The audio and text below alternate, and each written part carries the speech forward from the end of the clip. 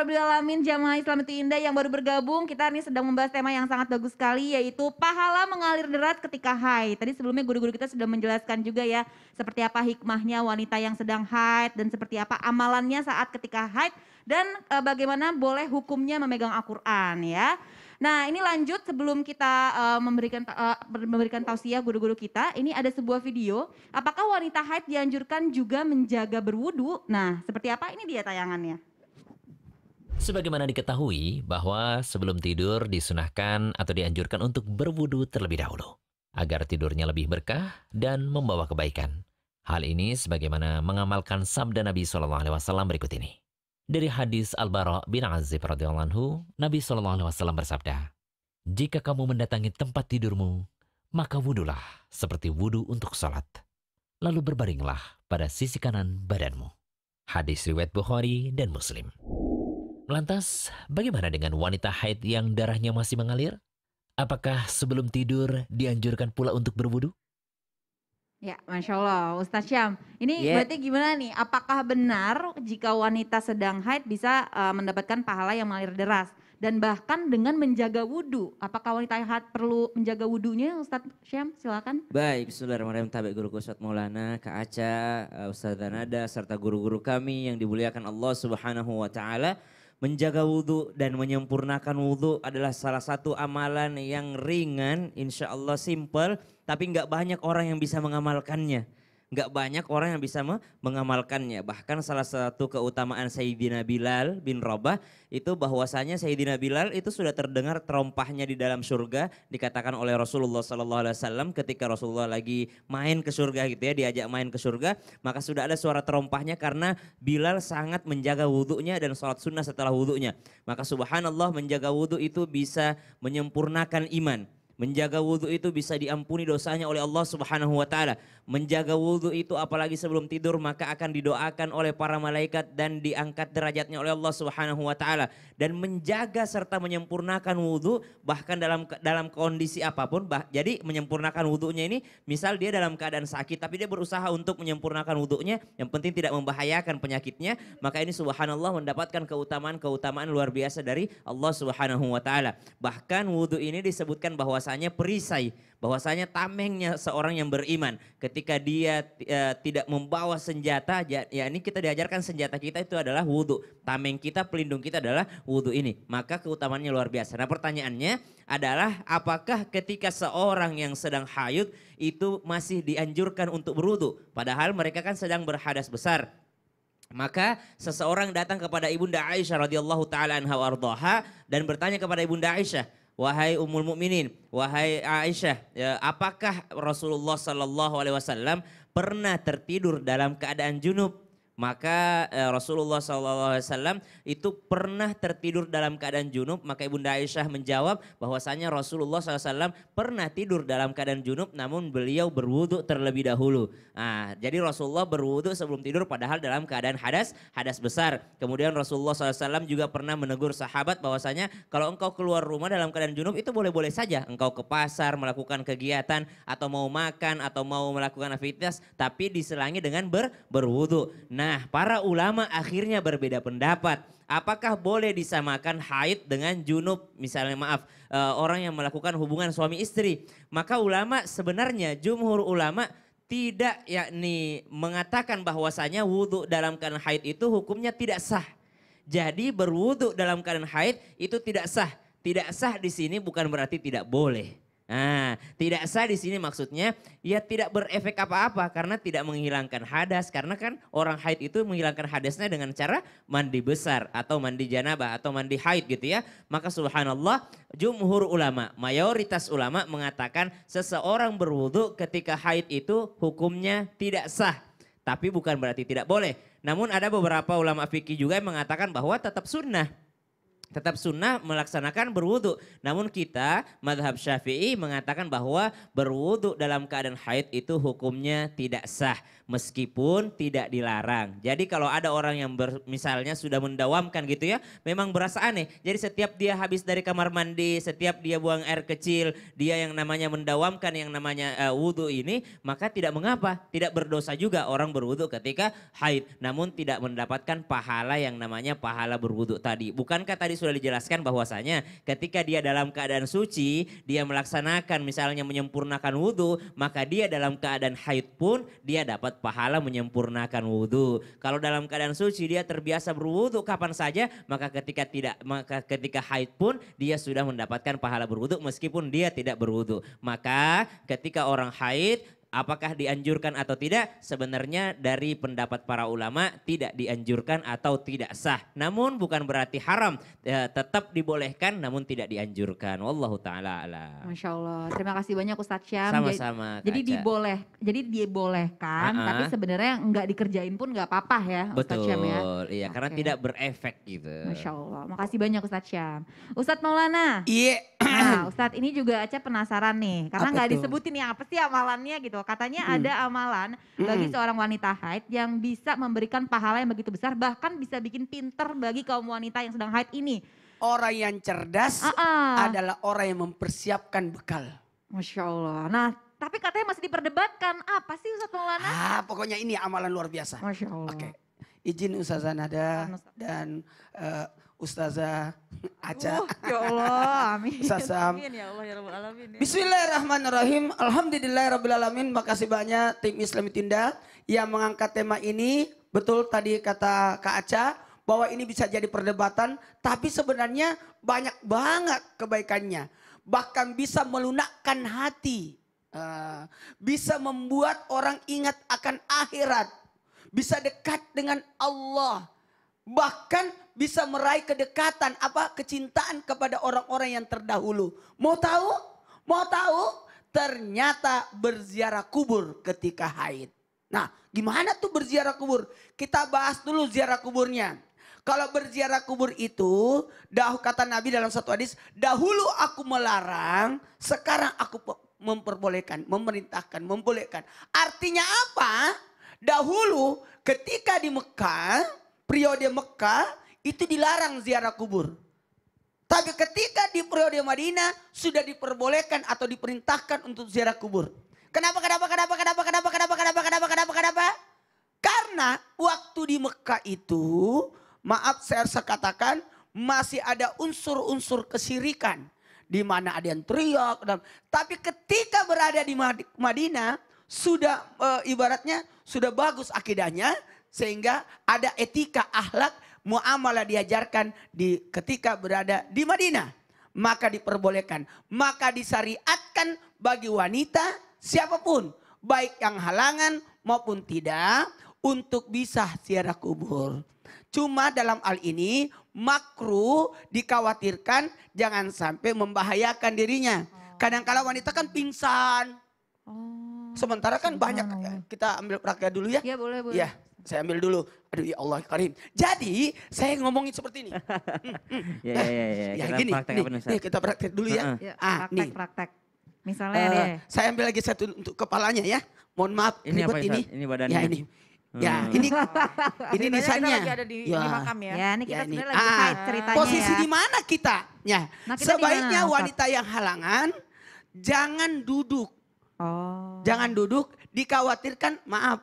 Takutnya bocor. Nah ya, gitu. Ustadz ya. Dan kalau mengkhawatirkan adanya yang mengotori, itu jangan.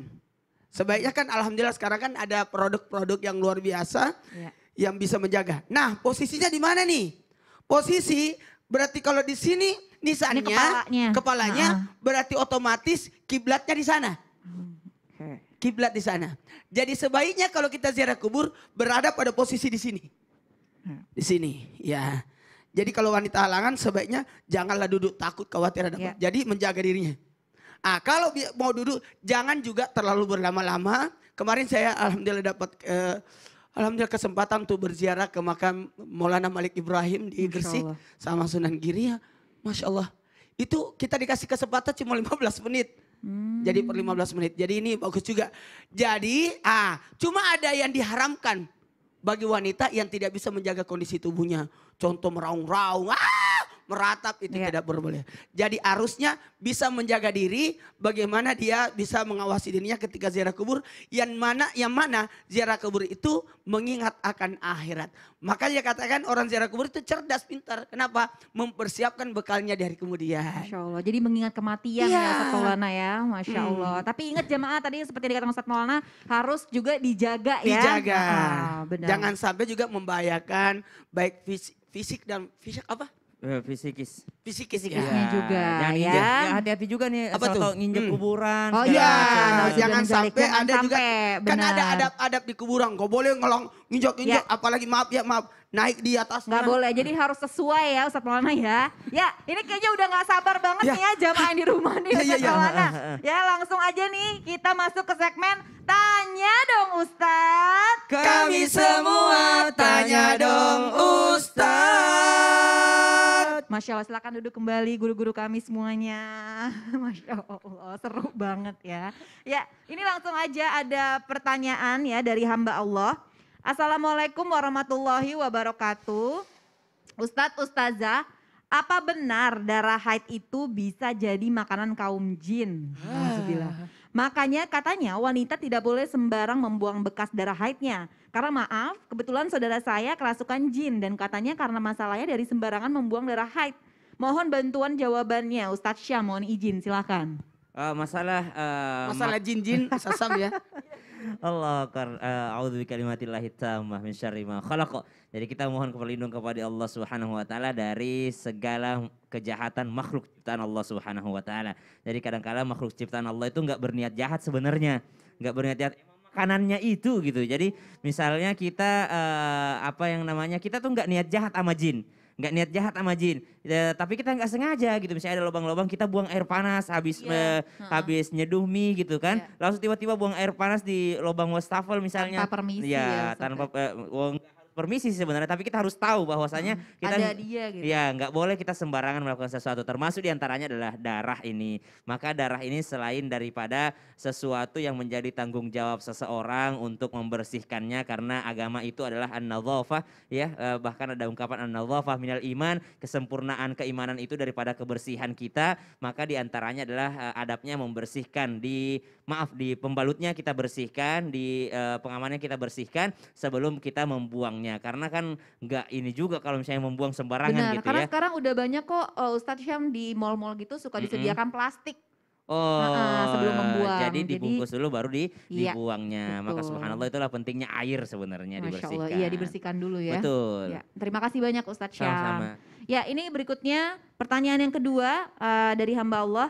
Assalamualaikum Ustazah, mohon maaf nama saya jangan disebut. Ustazah, apakah benar wanita tetap bisa mendapatkan pahala? Maaf, dengan melakukan nafkah batin dengan suami, tapi yang saya pernah dengar nafkah batin itu dilarang ya Ustazah ketika wanita haid. Bahkan katanya wanita nggak boleh disentuh ketika haid oleh suami. Bagaimana adabnya? Nah, mohon izin Ustazah Nada silakan. Wah, Masya Allah, ini pasti banyak yang bertanya nih masalah kayak gini nih ya. Baik, makasih Kak Aca, Ustadz Syam, Ustadz Maulana izin.